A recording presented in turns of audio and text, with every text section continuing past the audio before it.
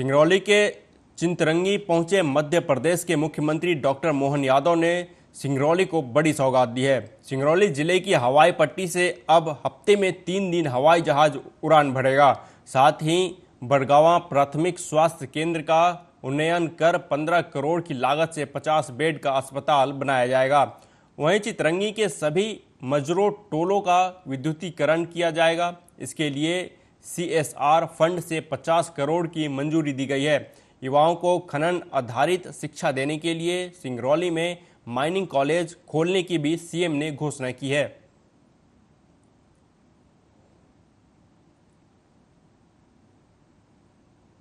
एक और जहां मध्य प्रदेश के मुख्यमंत्री माफिया मुक्त अभियान चलाकर प्रदेश को माफियाओं से मुक्ति दिलाने में लगे हैं, तो दूसरी ओर सरकार के जिम्मेदार अधिकारी कर्मचारी इनकी इस मुहिम को पलीता लगाते नजर आ रहे हैं।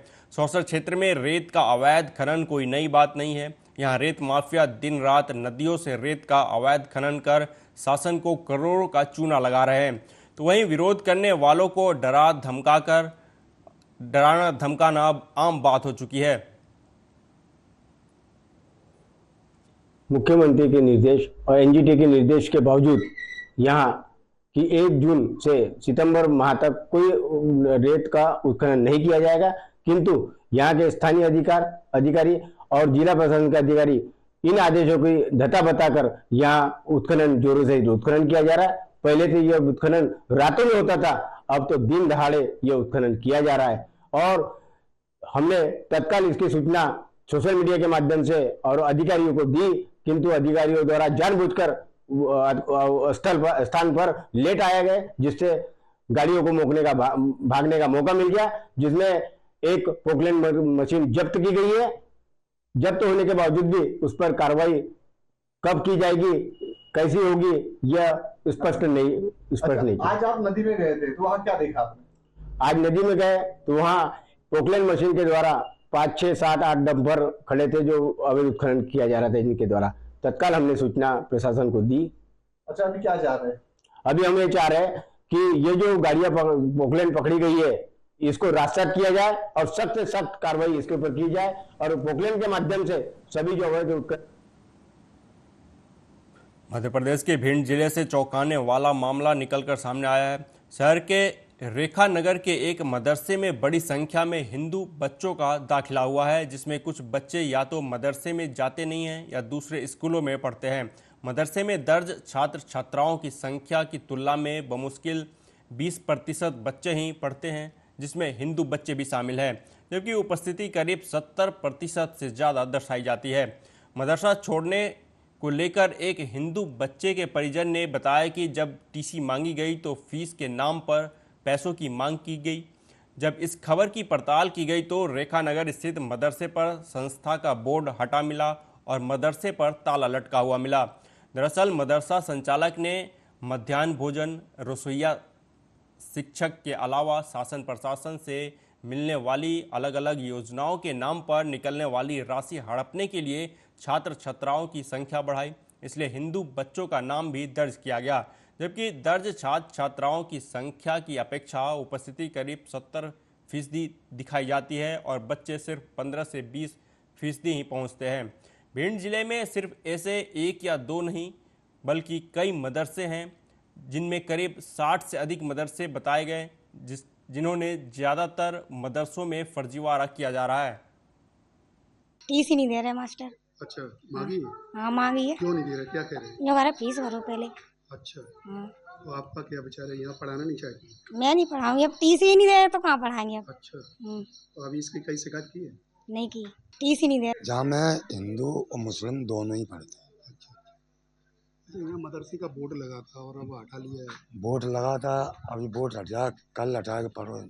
ये मकान किसका है? मकान तो ये उनका ही है, अलमुद्दीन का। अच्छा, इसमें पहले एक बोर्ड और भी लगा था कि आधा मकान बिका हुआ है। हाँ जी, आधा पोता है ना, वो तो दिख रहा है हमारे, गेट भी दिख रहा है, अब दिख जाएगा पोता भी और नहीं पोता भी। कितनी बच्ची आती है? बच्चा वही अंदाजा कितने कुमारी हम तुम लोग जाते पड़े कितने 10-15 बच्चे आते थे। ऐसे ही जाना 20-25 और। लेकिन यहाँ जो छात्रों की संख्या मदरसे में वो ज़्यादा दर्ज है। तो कैसा क्या लग रहा है आपको, ये फर्जीवाड़ा? अब जी हम क्या फर्जी मान ले चाहो जी, मान से तुम कह नहीं सकते फर्जी ये क्या कैसा कुछ बच्चों को खाद्यान्न वगैरह मिलता था ऐसा? है। नहीं जी अब ले आते हैं, खुद घर से ले आते हैं, हम्म, खाना पीना बना के हम बच्चों को देते हैं। 3-4 दिन से ही आ रहा वैसे नहीं। 3-4 दिन से नहीं आ रहा। नहीं 3-4 जो मदरसे संचालित हो रहे हैं ये पहले से चल रहे हैं। अभी मेरे कार्यकाल में कोई नई मान्यता हुई नहीं है। पुराने जो मदरसे चल रहे हैं उस पर ये आप कह रहे हैं कि उसमें हिंदू बच्चे पढ़ रहे हैं, तो हम इसकी एक समिति बना करके जांच करा रहे हैं और उस जांच में जो भी निकल के आएगा संबंधित के खिलाफ कानूनी कार्रवाई। पालकों का साफ तौर पर कहना है कि जो उनकी टीसियां हैं, टीसियां नहीं मिल जाती हैं, जबकि जो पालक हैं वो टीसियां कटाने की मांग करते हैं, फिर भी जबरदस्ती। और जो शिक्षक हैं उसमें सभी शिक्षक भी मुस्लिम ही। ये तो मदरसे हैं, उसमें धर्मबाज कोई टीचर्स हो या ना हो, इससे मुझे कोई खास इसमें नहीं है कि विशेष धर्म का होना चाहिए। और अगर उनकी लॉजिक में अगर ऐसा कुछ है तो वो जब जांच होगी तो सब बाहर आ जाएगा। तो क्या मदरसों में हिंदू बच्चों के नाम को दर्ज किया जा सकता है, जबकि बच्चे अन्य स्कूलों में ही? सागर के बंडा में जंगल में भैंस चराने गए एक व्यक्ति पर भालू ने हमला कर दिया, जिससे वह गंभीर रूप से घायल हो गया। मिली जानकारी के अनुसार एक व्यक्ति भैंस चराने के लिए जंगल गया था, जहां पीछे से भालू ने उस पर हमला कर दिया। जब वह शख्स किसी तरह जान बचाकर पेड़ पर चढ़ा तो भालू भी उसके पीछे पेड़ पर चढ़ गया और उसे गंभीर रूप से घायल कर दिया। घायल को परिजन बांडा के सामुदायिक स्वास्थ्य केंद्र लेकर पहुंचे, जहां प्राथमिक उपचार के बाद सागर रेफर कर दिया गया। रीछ ने भैंस वहाँ गए थे तो रीछ पीछे थल्ले पड़ गया। तो वहाँ से फिर कैसे भागे? अरे छूट छाट के भागा।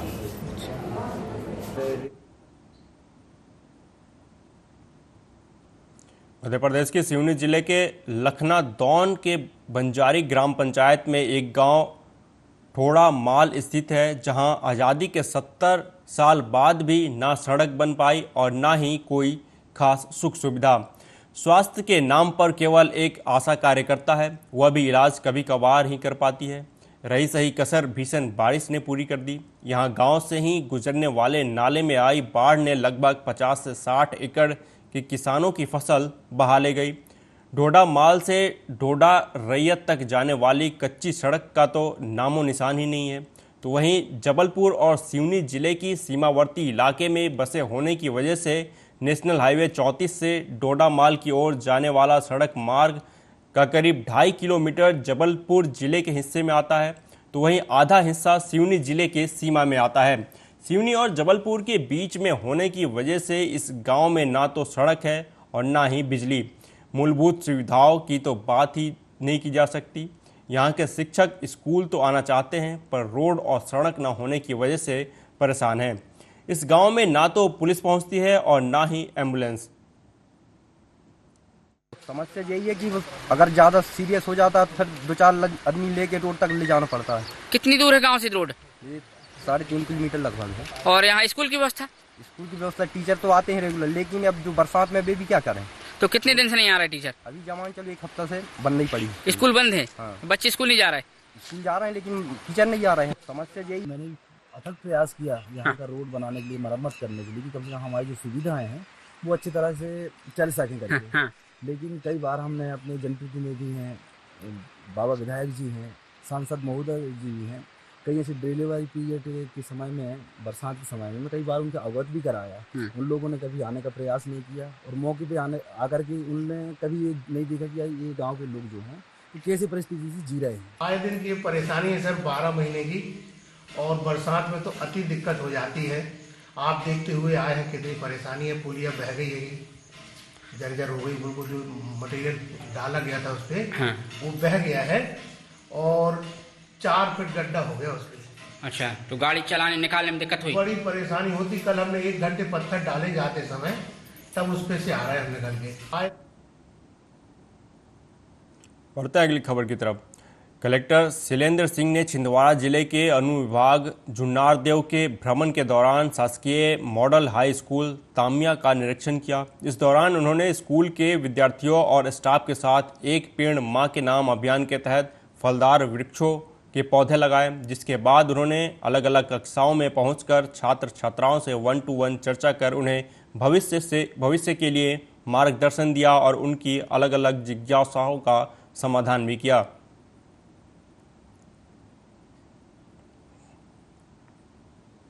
सागर पुलिस ने 24 घंटे के अंदर ही गौ कसी करने वाले दोनों आरोपियों का पर्दाफाश किया है। फिलहाल पुलिस ने दोनों आरोपियों जाकिर खान और भूरे खान को गिरफ्तार कर गौवंश वध प्रतिषेध अधिनियम की धारा 4, 5 और 9 तथा भारतीय न्याय संहिता की धारा 325 के तहत मामला दर्ज कर लिया है।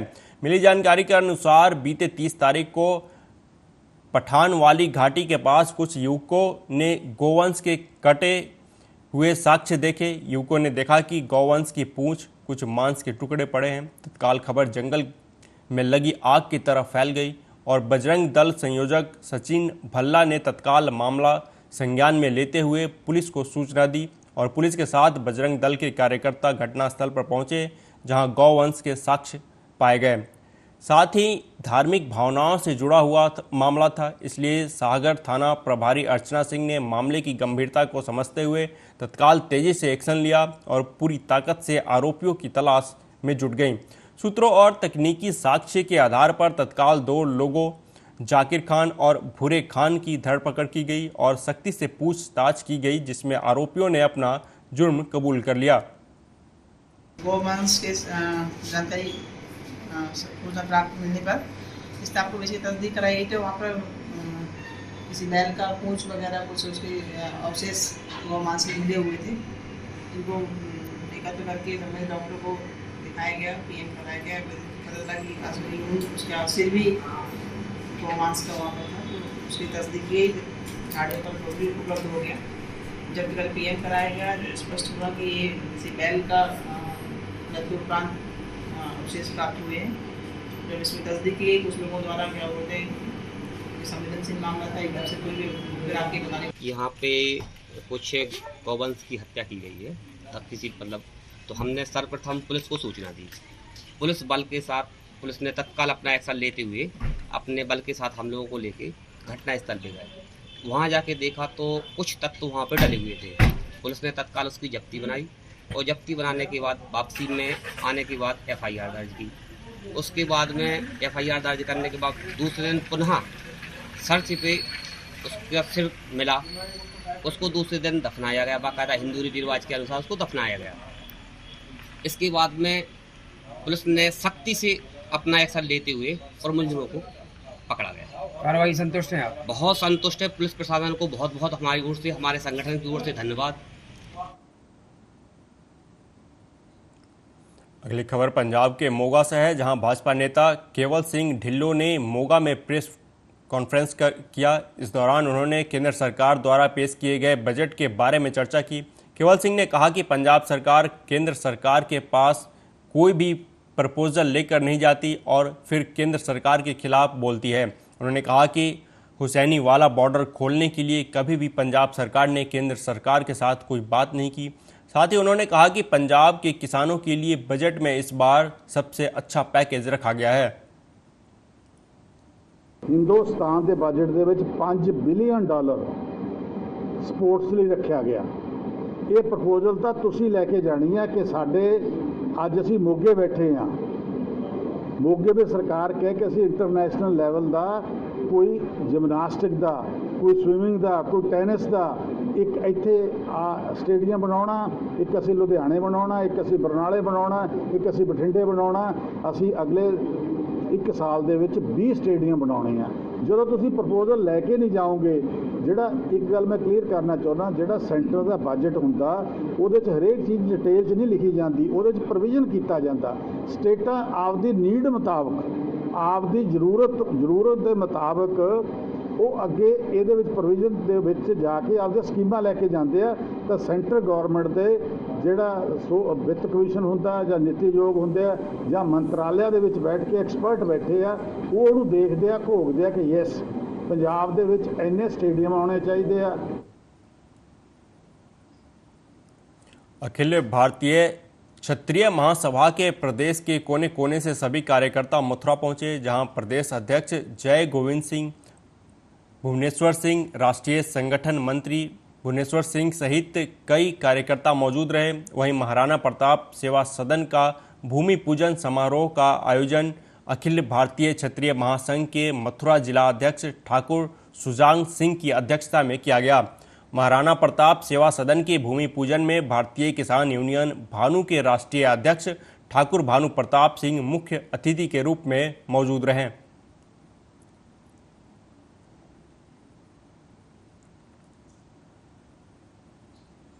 उधर रायबरेली में मामूली कहासुनी के दौरान दो पक्षों में जमकर खूनी संघर्ष देखने को मिला। दोनों पक्षों में जमकर लाठी डंडे चले। मारपीट में दोनों पक्षों से कई लोग गंभीर रूप से घायल हो गए। स्थानीय लोगों की मदद से घायलों को इलाज के लिए नजदीकी स्वास्थ्य केंद्र ले जाया गया, जहां उनकी हालत गंभीर होने पर उन्हें जिला अस्पताल रेफर किया गया। मामला मिल एरिया थाना क्षेत्र के रंतीसपुर गाँव का है।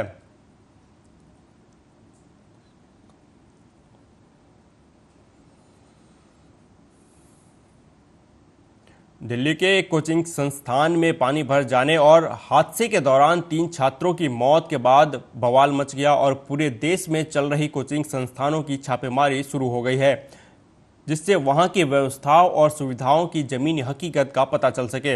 वहीं अब कानपुर देहात का शिक्षा विभाग भी अलर्ट मोड पर दिखाई दे रहा है।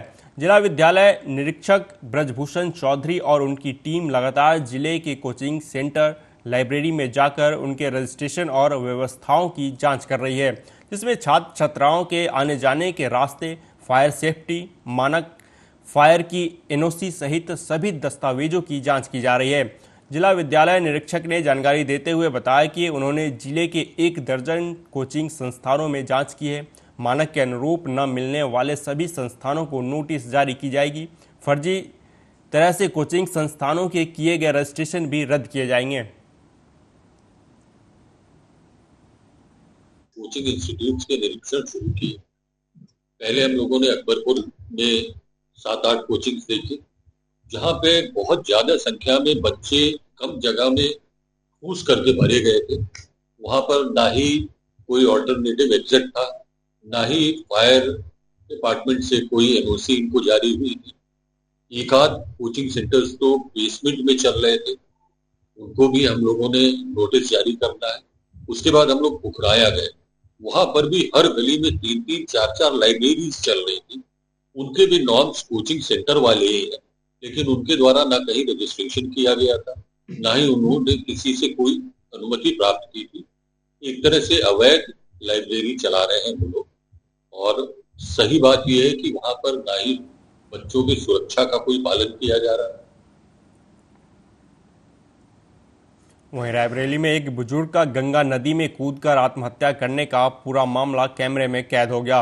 गनीमत रही कि गंगा घाट पर मौजूद एक युवक ने समय रहते गंगा नदी में छलांग लगाकर आत्महत्या करने के लिए गंगा नदी में कूदे बुजुर्ग को सुरक्षित बाहर निकाल लिया।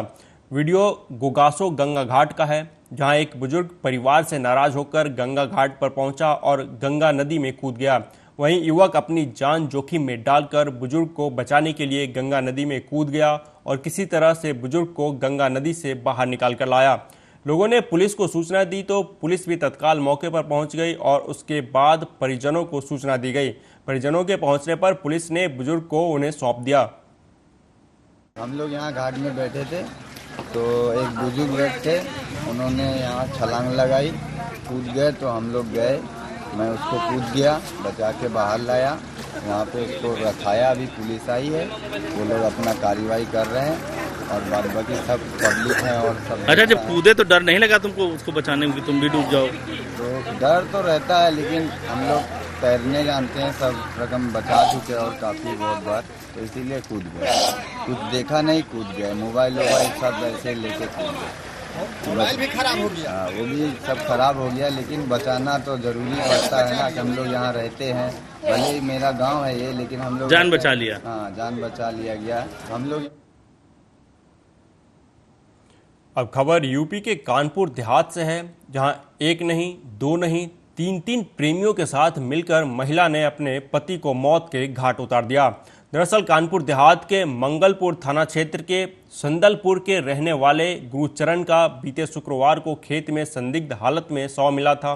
सूचना पर पहुंची पुलिस ने मामले में जांच पड़ताल शुरू कर शव को पोस्टमार्टम के लिए भेज दिया था। पोस्टमार्टम रिपोर्ट आने के पर पुलिस को हत्या की आशंका हुई तो तफ्तीश तेज हुई। उधर मृतक के भाई राजकुमार ने तहरीर देकर अपनी भाभी यानी कि मृतक की पत्नी पूजा सहित 3 और लोगों पर हत्या कर शव खेत में फेंकने का आरोप लगाया था, जिस पर पुलिस ने मृतक की पत्नी पूजा सहित 4 लोगों पर केस दर्ज किया था। इसी बीच झीझक रेलवे स्टेशन के पास से पुलिस ने आरोपियों को गिरफ्तार कर लिया और पूछताछ शुरू की, जिसमें मृतक की पत्नी पूजा ने बताया कि मेरा पति गुरुचरण शराब का आदी था जो मेरे साथ आए दिन मारपीट करता था। उसने बताया कि इसी बीच वो गुलाब, विष्णु और शिवम के संपर्क में आ गई थी और महिला ने गुलाब से अपना दुखड़ा साझा किया। फिर उसको एक रास्ता नज़र आया जिससे उसको रोज़ रोज़ इस तकलीफ से छुटकारा मिल जाए। उसने अपने प्रेमी से कहा कि मेरे पति को रास्ते से हटा दो और फिर लिखी गई रिश्तों को शर्मसार करने वाली हत्या की साजिश और खौफनाक कहानी। महिला के तीनों आशिकों ने जाल बिछाया, उसके पति को शराब पीने के लिए एक जगह पर बुलाया और खूब शराब पिलाई। उसके बाद उसका गला दबाया लेकिन उसकी मौत नहीं हुई। फिर आरोपियों ने गमछे से गला घोंटकर उसकी हत्या कर दी और एक्सीडेंट का रूप देने के लिए उसे बाइक समेत रोड के किनारे खेत में फेंक दिया। आरोपियों को लगा कि परिजन और पुलिस समझेंगे कि नशे में एक्सीडेंट हो गया होगा, लेकिन कानून के लंबे हाथों से मुजरिम ज़्यादा दिन छुप नहीं पाए। फिलहाल पुलिस ने मृतक की पत्नी समेत उसके तीनों प्रेमियों को गिरफ्तार कर जेल भेज दिया है। उक्त के संबंध में मृतक के भाई के द्वारा थाना मंगलपुर में 4 लोगों के खिलाफ नामजद मुकदमा लिखाया गया था। पुलिस द्वारा विवेचनात्मक कार्रवाई करते हुए दिनांक 31/7/2024 को नामजद 4 लोगों को गिरफ्तार किया गया। पूछताछ में मृतक की पत्नी के द्वारा अपने प्रेमियों के साथ अवैध संबंधों के चलते मृतक की गला घोंटकर हत्या करने की बात बताई गई। विवेचनात्मक कार्रवाई प्रचलित है। उक्त के संबंध पूर्वी चंपारण जिला के कल्याणपुर थाना क्षेत्र में हत्याकांड में फरार अभियुक्त के घर पुलिस गाजे बाजे के साथ पहुंची और अभियुक्त के घर पर नोटिस चिपकाया। 2023 में हुए हत्याकांड में फरार चल रहे अभियुक्त संजीत सिंह के घर पर पुलिस कोर्ट के आदेश के बाद ढोल ताश लेकर पहुंची। पुलिस ने बाजाप्ता संजीत सिंह के दरवाजे पर थानाध्यक्ष ने गाँव वालों को कोर्ट के आदेश के बारे में बताया। बता दें कि फरवरी 2023 में कल्याणपुर थाना मठ गोवर्धन गांव के रहने वाले नागेंद्र दास के इकलौते पुत्र अंकित कुमार की आपसी विवाद में हत्या हो गई थी, जिस मामले में मृतक की मां सुशीला देवी ने कल्याणपुर थाना में प्राथमिकी दर्ज कराई थी। दर्ज मामले में संजीत सिंह समेत 5 और नामजद और 5 अन्य अज्ञात को आरोपित किया गया था। इस मामले में पुलिस ने पहले 3 लोगों को गिरफ्तार कर जेल भेज दिया था, जबकि घटना के बाद से मुख्य अभियुक्त संजीत सिंह फरार चल रहा है, जिसकी गिरफ्तारी को लेकर कोर्ट से वारंट निकाला गया है। लेकिन ना तो संजीत सिंह कोर्ट में हाजिर हुआ और ना ही पुलिस उसे अब तक गिरफ्तार कर पाई, जिसे लेकर कोर्ट के आदेश पर संजीत सिंह के घर पर नोटिस चिपकाया गया। वहीं 15 दिनों के अंदर सरेंडर नहीं करने पर आरोपी संजीत सिंह के घर की कुर्की जब्ती की जाएगी। 1.5 साल बाद में आज पुलिस कोर्ट द्वारा कल्याणपुर थाना द्वारा इश्तेहार उनको घर में चपकाया गया है। कुर्सी जब्ती का आदेश होगा। हमको लग रहा है से अब न्याय हमको मिलेगा। 1.5 साल हो गया। 1.5 साल